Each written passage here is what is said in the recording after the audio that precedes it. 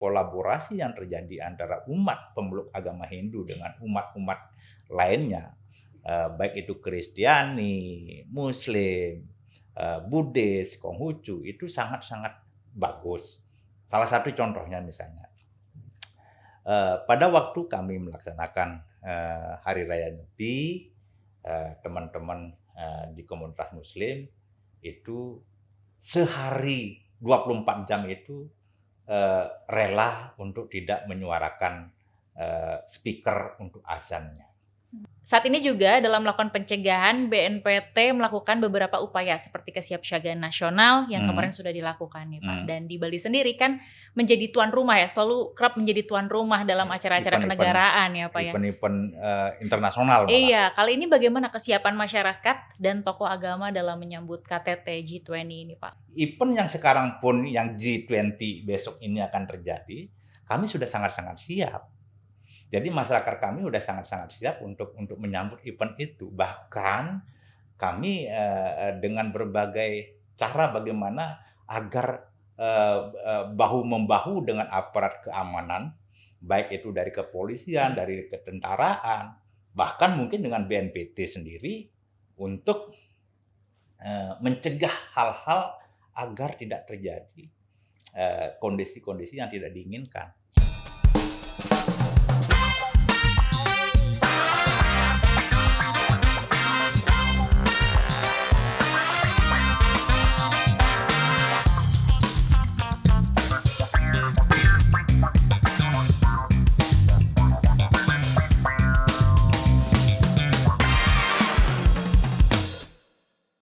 Sobat Damai, BNPT hadir, harmoni, aman, damai, indah, dan rukun. Senang sekali saya Indira Dewi dapat hadir kembali dan menyapa Anda dalam podcast Cafe Toleransi. Sobat Damai, saat ini terdapat 6 agama yang diakui di Indonesia. Salah satunya adalah Hindu, yang merupakan agama pertama yang masuk ke Indonesia. Dan Pulau Bali dengan segala keindahan, adat budaya, dan kearifan di dalamnya menjadi salah satu provinsi dengan mayoritas masyarakat pemeluk agama Hindu terbesar di Indonesia.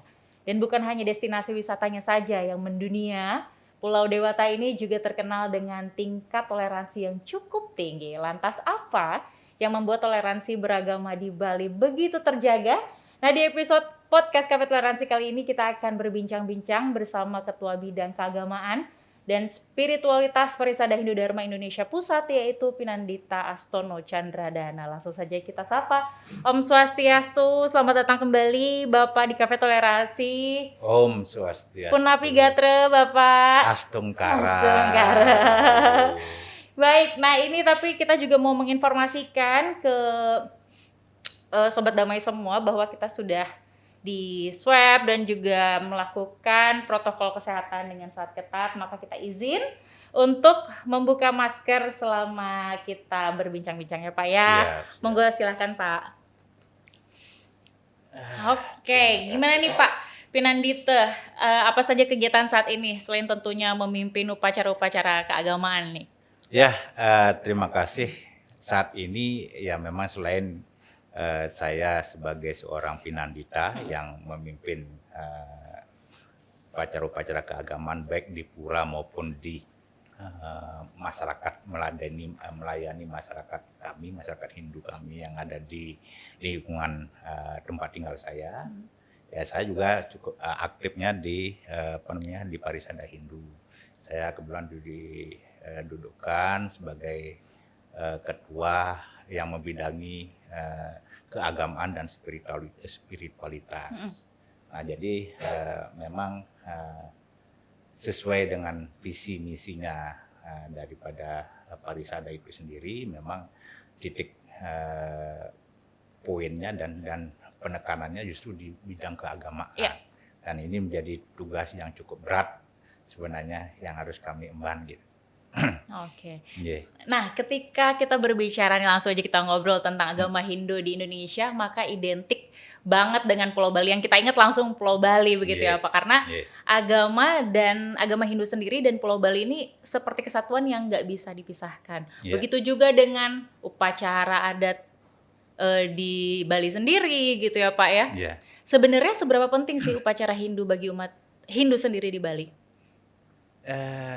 Upacara keagamaan Hindu yang ada di Bali itu memang sudah menjadi roh dan jiwanya masyarakat Bali khususnya. Karena biar bagaimanapun juga Bali bisa berkembang seperti ini kan karena ada keyakinan Hindu yang menyertai di sana. Jadi dan keyakinan Hindu itu sudah berakulturasi dan beradaptasi sedemikian rupa dengan local genius yang ada di Bali dari sejak ratusan tahun yang lalu, mungkin dari ribuan tahun yang lalu gitu. Sehingga apa yang menjadi kebiasaan budaya dan itu semua itu dilandasi oleh keyakinan agamanya. Jadi apapun yang dilakukan oleh masyarakat kami itu dilandasi oleh keyakinan agamanya. Sehingga untuk mengimplementasikan bagaimana baktinya masyarakat Hindu ini kepada Gustinya, kepada Tuhan yang Maha Kuasa, Ide Sang Yang Widiwasa ini, maka itu dipakailah sarana-sarana keagamaan berupa upacara-upacara. Jadi upacara keagamaan pun itu ada beberapa tingkatan, ada beberapa jenis. Jadi ada yang namanya lima upacara keagamaan, pancayatnya namanya. Jadi kalau memang kita berhubungan dengan Tuhan, ada biarnya disebut dewayatnya. Jadi khusus itu. Jadi khusus dengan Tuhan. Ada juga yang upacara yang memang ditujukan untuk katakanlah kepada manusia. Jadi ada manusiayatnya. Jadi ada kepada leluhur, ada fitrayatnya. Ada kepada para guru-guru yang memberikan bimbingan kepada kita, itu namanya resiyatnya. Dan terakhir ada juga kita hubungan kita dengan alam semesta, dengan lingkungan kita, itu yang disebut dengan budayatnya. Jadi itu semua ada upacaranya. Jadi bagaimana kita mengimplementasikan rasa kasih sayang kita, bakti kita kepada Gusti, kepada sesama, kepada lingkungan, itu ada upacaranya. Dan itu makanya hampir setiap hari kita bisa temui di Bali pasti ada upacara. Nah kalau ngomongin masyarakat Bali sendiri ini kan beraneka ragam sekali ya Pak ya. Siap. Namun keragaman ini justru memunculkan toleransi di dalamnya begitu. Yeah. Begitupun di antar kampung adat di Bali sendiri. Yeah. Nah tapi tidak menutup kemungkinan kalau di antara kampung adat tersebut mengalami konflik dan lain sebagainya, pergesekan. Bagaimana cara orang Bali sendiri atau menyelesaikan hal tersebut? Kalau memang sudah terjadi perbedaan, pergesekan karena adat ini, nah ini kita carikan solusi. Kita ini sama-sama bersaudara loh. Ini, ayolah kita cari solusi yang terbaik.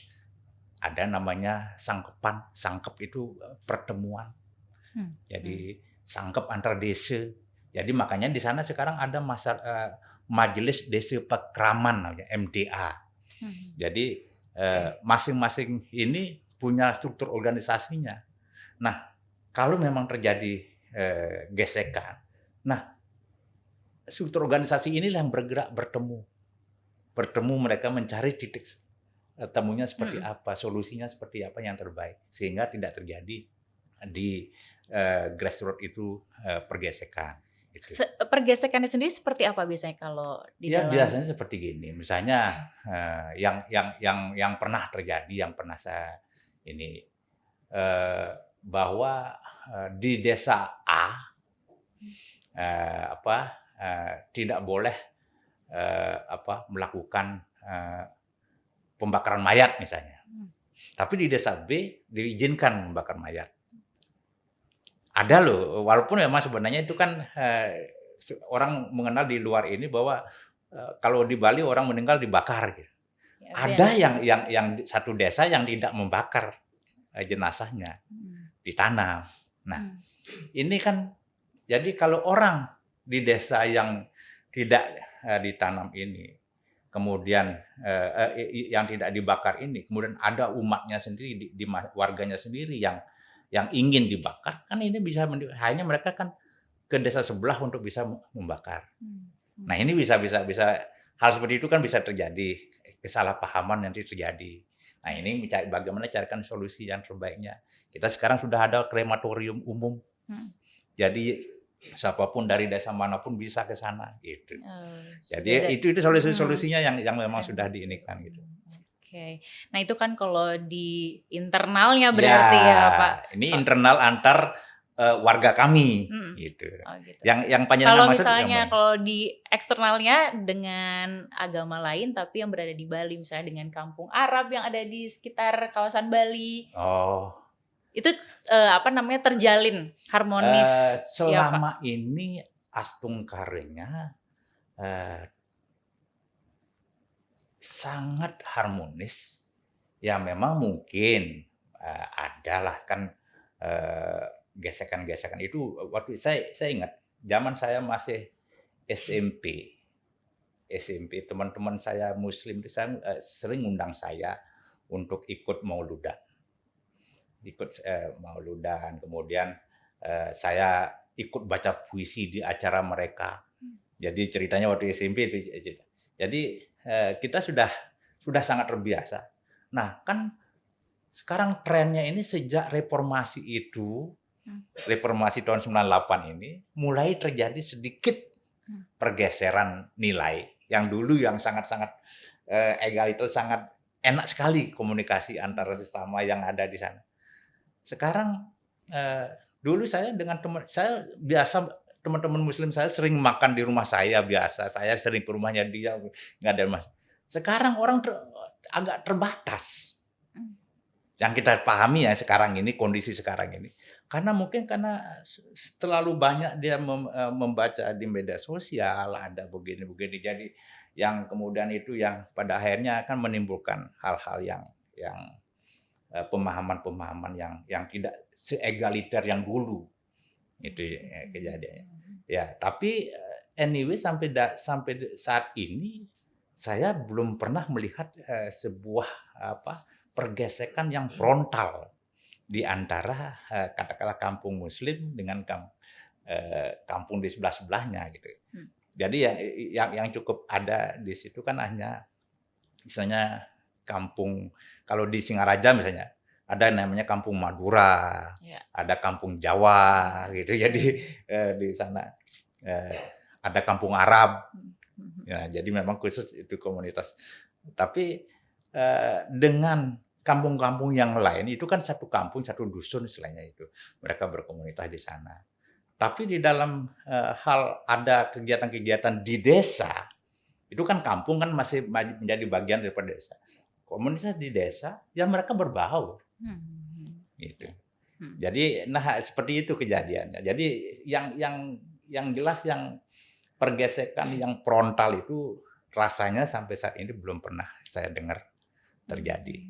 Justru dengan adanya kampung Arab, kampung Islam tadi itu adalah bentuk toleransi dari umat Hindu yang ada di Bali ya berarti. Nah selanjutnya kalau orang Hindu sendiri katanya masih mengenal istilah sistem perkastaan. Nah apakah masih relevan ini Pak di Bali nih? Ini yang perlu saya harus di kesempatan ini mohon izin saya ingin menjelaskan. Ya. Meluruskan ya Pak ya. Meluruskan. Jadi selama ini di sekolah-sekolah pun, di pelajaran pun sebenarnya sudah beberapa kali kita protes, tapi masih juga dicantumkan tentang kasta itu.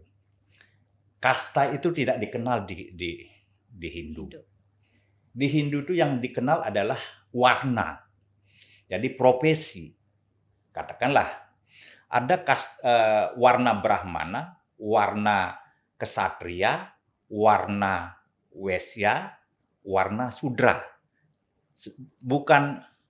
Nah, jadi orang yang berprofesi sebagai pembimbing rohani, sebagai pendeta, sebagai pinandita, itu kasta warnanya warna Brahmana dia.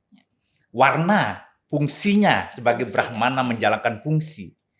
Nah, kemudian orang yang berprofesi untuk menjalankan pemerintahan, kemudian jadi tentara, jadi polisi, itu dia menjalankan profesi warna Ksatria. Ya. Orang yang berprofesi untuk menggerakkan roda ekonomi, berdagang, membuka toko ini warnanya warna wesya. Dan orang yang memang berprofesi sebagai tenaga kerjanya ini dia menjalankan warna sudra. Nah, namun oleh kolonial Belanda, ini tanda kutip nih, oleh kolonial Belanda, profesi ini, warna ini diselewengkan, dalam artian ini sebenarnya untuk memecah belah warga kami dulu waktu zaman kolonial. Jadi untuk memecah belah warga kami dibuatlah ini seakan-akan menjadi kasta. Jadi menjadi keturunan otomatis seorang pandita atau pendeta atau seorang pinandita, anak-anaknya otomatis jadi kastanya kasta Brahmana, jadi seorang kasta. Kasta itu kan keturunan, garis keturunan kasta itu, bukan profesi. Kalau anaknya bukan seorang pendeta, ya nggak bisa menjadi seorang Brahmana, walaupun dia misalnya panjenengan Indira ini ayahnya seorang ustadz misalnya, Indira seorang host, ya nggak bisa dibilang ustadzah, kan harus host itu. Nah begitu juga orang ini di Bali ini yang berkasta Brahmana, seorang pandita, tidak otomatis anaknya menjadi pandita. Nah ini kesalahkaprahan yang dibuat sengaja oleh kolonial Belanda untuk mengkotak-kotakan warga kami. Jadi sekali lagi mohon izin saya menjelaskan dan meluruskan, pemahaman kasta tidak dikenal di komunitas Hindu. Yang ada adalah warna, catur warna. Jadi bukan catur kasta, tapi catur warna. Ada warna Brahmana, warna Ksatria, warna Wesya, warna Sudra. Jadi ada 4 ini. Jadi masing-masing punya fungsinya. Nah, bahkan sekarang saya sendiri beberapa kali mengajak umat kami, dari saya pribadi ini, saya dalam ceramah-ceramah yang saya sampaikan begini. Jadi sebenarnya 4 warna ini bisa dijalankan oleh seorang manusia. Katakanlah saya sebagai seorang kepala rumah tangga. Pada saat saya membimbing anak-anak saya untuk rajin sembahyang, untuk memberikan contoh bagaimana dia harus menjadi anak yang suputra, yang baik. Ini saya menjalankan fungsi sebagai Brahmana di situ. Nah, pada saat saya melindungi keluarga saya, anak istri saya dari ancaman-ancaman orang luar, saya menjalankan fungsi kesatria di situ. Pada saat saya memberikan anak-anak kami nafkah, menghidupi dengan ekonomi yang ini, saya menjalankan fungsi wesya. Nah, pada saat saya melayani anak-anak saya melayani istri saya. Jadi apa mereka permintaannya saya disuruh ngapain? Saya membantu rumah tangga membantu begitu rumah ya, tangga. Pak? Ini saya menjalankan fungsi sudra. Jadi tidak benar kalau Brahmana, Ksatria, Wesya dan Sudra ini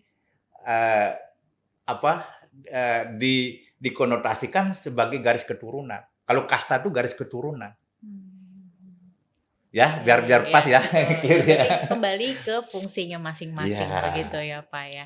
Nah, ini jadi dalam sekali pembicaraannya ya, Pak ya. Kita boleh ngopi dulu sambil minum. Boleh, terima kasih. Biar lebih rileks dan ngobrol lebih panjang lagi nanti ya, Pak. Bah, seruput kopinya.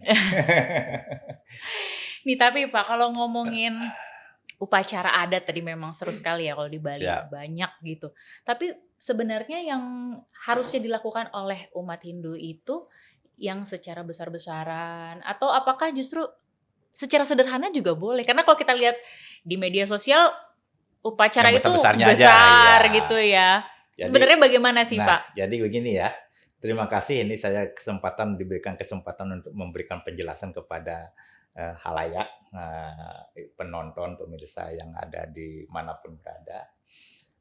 Sesungguhnya upacara yang kelihatan besar, yang sering disorot di televisi, kemudian ada upacara sampai menghabiskan miliaran rupiah seperti itu tidak salah.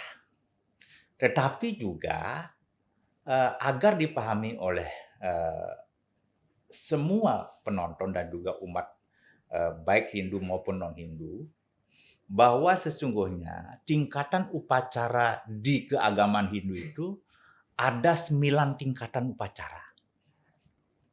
Jadi kalau yang besar-besar yang kemarin karena ada pengabenan gitu, ininya tinggi-tinggi sekali, ada yang pakai digotong oleh ribuan orang. Masyarakat ya Pak ya, banyak sekali. Itu ngambil tingkatan utamaning utama namanya.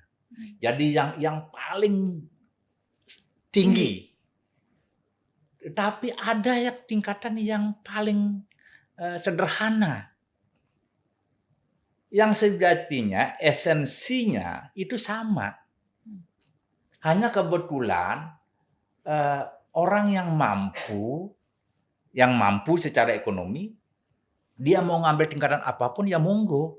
Tetapi jangan memaksakan ke diri sendiri, dia secara ekonominya tidak mampu, tetapi memaksakan dirinya agar kelihatan wah oleh masyarakat, meminjam sana, meminjam sini, jual tanah untuk melakukan kegiatan, itu sangat disalahkan. Tidak menyalahi kaidah dan pakem dari sebuah upacara.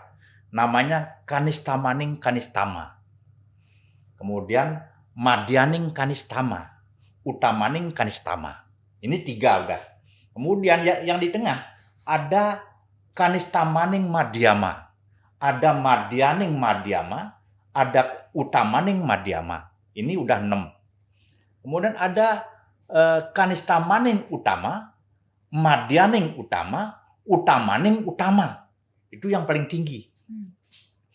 Jadi kenapa itu dibuat? Itu ada agar fleksibilitas itu diberikan kepada umat. Bagi umat yang mampu, silahkan mau ngambil yang mana. Tapi bagi yang tidak mampu, jangan memaksakan diri. Itu ada kok yang sederhana dan tidak menyalahi esensi sebuah upacara. Gitu loh ceritanya. Yang penting esensinya dilaksanakan dengan sebaik-baiknya begitu ya dalam berupacara. Nah, Pak, ini yang gak kalah penting adalah soal masih toleransi di umat Hindu sendiri. Pada saat pelaksanaan Hari Raya Nyepi kan masyarakat Bali juga melakukan catur berata penyepian ya, seperti tidak boleh melakukan aktivitas keluar rumah, terus menyalakan listrik, api, dan juga keluar untuk bekerja begitu ya. Tentunya hal ini disepakati juga oleh agama-agama lain yang ada di Bali. Ya, karena begini, karena upacara nyepi itu sendiri kan sudah ada ribuan tahun di pelaksananya di Bali. Kemudian orang, katakanlah umat-umat lain yang baru datang, suka tidak suka, mau tidak mau, kan dia harus menyesuaikan dengan situasi setempat. Karena memang lingkungan seperti itu yang terjadi. Jadi kita ada namanya di dalam pelaksanaan upacara itu kan ada namanya sanksi dan denda. Sanksi dan denda itu kalau dia sebagai warga di sebuah komunitas adat desa, yang kalau dia katakanlah ada umat muslim dia kan belum dia baru datang, katakanlah baru 3 tahun yang lalu misalnya, katakanlah dia ke Bali, baru mulai merantau di Bali, tinggal di Bali. Nah, sedangkan di Bali di situ upacara seperti katakanlah nyepi sendiri itu kan sudah ratusan tahun nih itu usianya. Nah, memang sudah seyogianya umat yang baru datang ini harus ikut menyesuaikan diri. Itu kan logikanya. Misalnya saya datang ke Bandung, saya tinggal nanti di Bandung, saya harus bisa bagaimana abdi itu kata-kata itu kan harus ngerti sedikit kan gitu ya. Jadi nah ini juga kan harus kita hal seperti itu juga. Nah mereka juga harus bisa menyesuaikan diri pertama. Yang kedua juga bisa beradaptasi dengan situasi seperti itu. Biasanya sanksinya apa sih Pak kalau untuk para pelanggar yang keluar saat catur berata Ya, pendakian? itu sanksi adat. Oh, sanksi adat saja Sanksi ya. adat, sanksi adat. Tidak ada sanksi hukum positif, itu enggak. Sanksi adat. Jadi misalnya gini, katakanlah kan tidak boleh keluar, tapi kadang-kadang ada yang keluar. Ya sanksi adatnya ya pertama ada berupa denda membayar tunai. Jadi ada juga kalau sudah berulang-ulang diberikan pemahaman, namun ternyata berulang-ulang pula dia melanggar sanksi itu, akhirnya ada namanya kesepekan, dikucilkan. Oh gitu. Dan itu yang ditakutin orang di Bali. Kalau sampai dikucilkan, nah ini sudah untuk berinteraksi sosial udah nggak bisa ngapa-ngapain. Ini sanksi sosial yang diberikan oleh masyarakat, begitu ya. Nah, kalau ngomongin toleransi tadi berarti sangat punya toleransi lah antar umat beragama, apalagi dalam melaksanakan hari raya begitu ya Pak. Kalau berbicara tentang Bali, meskipun di Bali mayoritas agama Hindu dan Hindunya sangat kental begitu ya Pak, tapi pasti ada lembaga pendidikan untuk agama lain juga ya Pak ya. Wake ya. Kira-kira jumlahnya mumpuni nggak sih Pak untuk mahasiswa, siswa atau murid-murid yang ada di sana yang beragama lain? Sekolah yang berbasis agama itu banyak. Berbasis Kristiani banyak, berbasis Katolik banyak, berbasis Islam juga banyak di Bali. Justru yang berbasis Hindu jarang. Karena di sana kan SD negeri segala itu kan karena guru-gurunya adalah kebanyakan umat Hindu ya, jadi pembelajaran agamanya ya agama Hindu yang diberikan itu. Tapi yang berbasis agama real gitu, jadi yang seperti modenya masuk ke pondok pesantren itu nggak ada. Kalau boleh saya baru ini aja kita baru membuka, tapi ini di luar Bali kita buka. Jadi mestinya ada sekolah Pasraman namanya. Jadi Pasraman ini kita menampung mereka, kita buatkan asrama. Jadi dari baru bangun tidur sampai ini kita ada ininya. Jadi kalau bangun tidur melakukan puja, melakukan ini. Jadi ada mulai bersih-bersih apa itu ada ininya. Nah tapi kalau di Bali sendiri nggak ada. Justru yang ada sekolah Muslim, sekolah Kristiani, sekolah Katolik, sekolah Buddha juga ada. Kenapa bisa kurang sekali ya Pak kalau di Bali itu justru sekolah yang berbasis agama Hindu sendiri? Karena memang kita sudah artinya begini. Karena kita sudah orang di sana kan sudah dari lahir sudah memeluk Hindu ya. Dan setiap kegiatan apapun setiap hari-harinya kita sudah melaksanakan kegiatan agama. Sehari-hari pun kita melakukan kegiatan agama. Jadi coba kalau misalnya panjenengan pas jalan-jalan ke Bali, itu pagi-pagi orang di depan rumahnya ada naruh pakai daun pisang, dikasih nasi di dalamnya, terus ditancapin dupa. Itu setiap hari loh.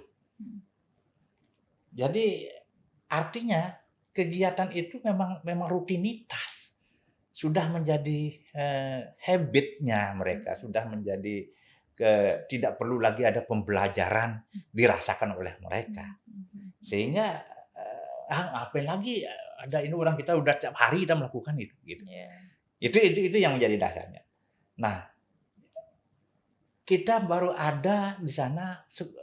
Universitasnya baru ada, Universitas Hindu. Jadi Universitas Hindu, sekolah tinggi agama Hindu ada. Tetapi kalau SD, SMP, SMA Hindu nggak ada.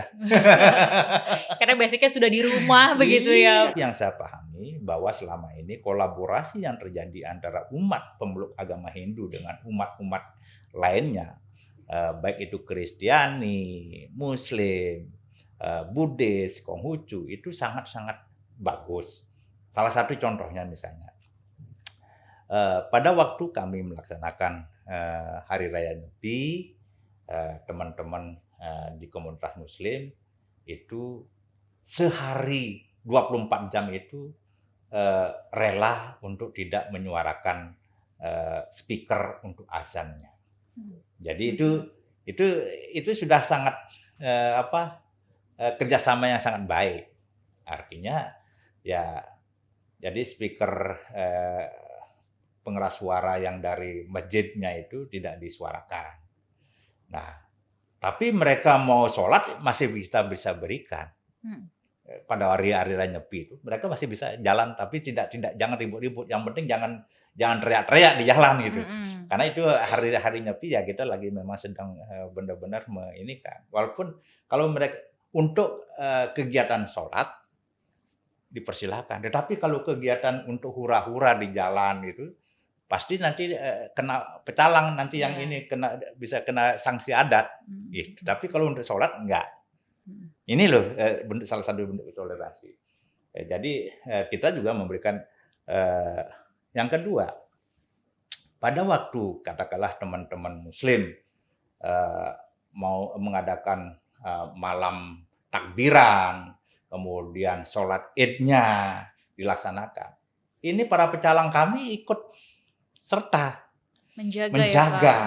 Jadi misalnya di sebuah areal katakan lapangan diadakan sholat Id, ya jadi mulai parkiran kalau itu teman-teman jadi pecalang-pecalang kami yang bekerja. Gitu. Nah kalau misalnya di kegiatan katakanlah Natal gitu, malam Natal, ya bahkan teman-teman Muslim pun ikut. Jadi selain pecalang, katakanlah ya ini saya garis bawahi Banser NU misalnya, ikut di situ gitu. Jadi membantu Natal gitu. Itu banyak kejadian. Justru yang kerap ditemui itu adalah dari warganya sendiri yang turun langsung begitu ya Pak ya. Untuk menjaga keamanan saat-saat paling nah itu harinya bentuk salah satunya seperti tadi saya sampaikan. Pas di hari raya Nyepinya yang sebenarnya bagi kami itu sangat-sangat kami sakralkan dan tidak boleh ada kegiatan apapun. Tetapi bagi saudara-saudara kami umat Muslim yang ingin melakukan ibadahnya. Jadi kita masih berikan kesempatan mereka beribadah. Ke masjid masih jalan kaki, tapi sepanjang tidak teriak-teriak di jalan. Oh, jadi mana itu bukan begitu. Datang dengan ini ya silakan. Untuk beribadah silakan. Itu iya. Jadi kecuali mereka untuk tamasya, untuk hura-hura, nah itu jelas tidak diperboleh. Tapi kalau untuk beribadah sangat welcome. Termasuk itu ya wisatawan yang ada di hotel juga tidak boleh keluar ya Pak ya. Wisatawan di hotel itu hanya di hotel doang. Nggak boleh kemana-mana mereka. Jadi selama kalau misalnya suatu saat panjenengan ingin merasakan bagaimana nyepi di Bali, tidur di hotel, udah selama 1 hari itu di hotel aja nggak kemana-mana udah. Bahkan kita masih memberikan toleransi di situ. Sebenarnya kan itu lampu kan nggak boleh nyala. Tetapi untuk hotel-hotel ini karena itu internasional banyak dari luar, kita juga memberikan toleransi di situ. Jadi khusus di kamar-kamarnya masih boleh mereka menyalakan lampu. Begitu ya. Nah di situ ininya gitu.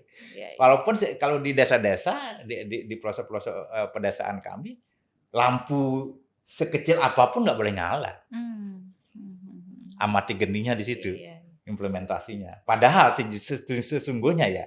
Jadi ada amati karya, amati geni, amati lelungan, amati lelanguan. 4 ini. Nah, amati ini sebenarnya esensinya sebenarnya itu kan implementasi di lapangan. Tetapi sebenarnya keempat-empatnya ini lebih kepada pengendalian diri, ingsun, diri pribadi. Jadi bukan sebenarnya ditujukan ke orang, tapi karena di sana di komunitas kami di Bali kebetulan juga memang terbanyak umat kita di sana, sehingga itu pun diimplementasikan di dalam kehidupan realnya. Padahal sebenarnya amati geni, tidak boleh berapi-api. Sebenarnya bagaimana kita bisa mengekang hawa nafsu kita. Jadi mengendalikan gejolak nafsu, gejolak indria kita. Itu sebenarnya amati geninya maksudnya. Tetapi kan diimplementasi di sana tidak boleh menyalakan lampu, dua ini. Itu sebenarnya intinya ya. Jadi biar tidak disalahpahami. Tapi kalau kami yang di luar Bali, saya melaksanakan kegiatan nyepi, saya di rumah. Tapi tetap kami tidak menyalakan lampu juga tidak. Menyalakan lampu juga tidak. Makanya kalau di rumah saya, kalau misalnya pas nyepi, di rumah saya itu pasti sepi. Karena mereka tahu, wah nih Pak Astono lagi nyepi nih gitu. Jadi nggak, mereka jadi di depan rumah saya yang biasanya nyalain tip gede-gede langsung diam pada hari ini, satu hari itu gitu. Indah sekali ya toleransinya berarti ya Pak. Nah selanjutnya kalau masih ngomongin apa namanya bertoleransi tadi juga ada pencegahan apa namanya di kawasan Bali tadi seperti itu ya kalau dalam nyepi begitu ya Pak. Saat ini juga dalam melakukan pencegahan BNPT melakukan beberapa upaya seperti kesiapsiagaan nasional yang kemarin sudah dilakukan nih Pak. Dan di Bali sendiri kan menjadi tuan rumah ya, selalu kerap menjadi tuan rumah dalam acara-acara kenegaraan ya Pak ya. Event-event internasional malah. Iya, kali ini bagaimana kesiapan masyarakat dan tokoh agama dalam menyambut KTT G20 ini Pak? Ya sebenarnya seperti tadi saya sampaikan, kita ini sudah tidak heran. Bali itu sudah beberapa kali, bahkan mungkin puluhan kali menjadi tuan rumah daripada event-event internasional. Nah sehingga sebenarnya masyarakat kami ini sudah sangat-sangat terbiasa menghadapi event-event internasional seperti itu. Nah sekarang bagaimana caranya masyarakat kami ini kan sudah terbukti beberapa kali ada event internasional kan cukup sangat kondusif kejadiannya. Karena memang kita sudah memiliki jadi penjenjangan dari mulai hierarki struktur masyarakat adat itu sendiri kita punya dari mulai desa sampai dengan provinsi itu ada. Jadi kita buat ininya sehingga di sana tidak harus kita sosialisasikan dalam artian secara gencar-gencaran, tinggal info nanti akan ada KTT tanggal sekian. KTT nih beberapa kali dulu kan pernah ada KTT apa itu di sana sampai presiden dari Amerika dulu pernah datang Ronald Reagan kalau nggak salah ya. Itu kan semua aman-aman saja semua karena mereka sudah sangat terbiasa menghadapi event-event internasional seperti itu. Nah, event yang sekarang pun yang G20 besok ini akan terjadi, kami sudah sangat-sangat siap. Jadi masyarakat kami sudah sangat-sangat siap untuk menyambut event itu. Bahkan kami dengan berbagai cara bagaimana agar bahu-membahu dengan aparat keamanan, baik itu dari kepolisian, dari ketentaraan, bahkan mungkin dengan BNPT sendiri untuk mencegah hal-hal agar tidak terjadi kondisi-kondisi yang tidak diinginkan ke depannya. Kan seperti itu. Memang kita sudah sangat-sangat siap masyarakat kita untuk menghadapi event besar itu. Dan sangat sering kita menghadapi event besar maksudnya di Bali. Jadi mungkin lebih sering event besarnya di Bali dibanding di Jakarta mungkin. Jadi memang sudah sangat siap dan tinggal menunggu saja ya Pak ya. Iya. Astungkaru kalau teman-teman di Muslim insya Allah seperti itu. Oke baik, terima kasih sekali Bapak ini atas informasinya. Sudah memberikan cerita di Bali bagaimana cara bertoleransi ya Pak ya. Ya terlahir sebagai warga negara Indonesia mengharuskan kita senantiasa menjunjung tinggi persahabatan, kepedulian, rasa hormat, dan sikap saling menghargai dalam kelompok masyarakat antar umat beragama. Dengan demikian keberagaman pada suatu wilayah bisa menjadi modal dalam meminimalisir konflik, melalui spirit, kearifan lokal, dan nilai-nilai keberagaman. Demi terciptanya kondisi masyarakat yang damai dan harmoni. Saya Indira Dewi bersama narasumber saya, Pinandita Astono Chandradana. salam damai dan salam Indonesia Satria.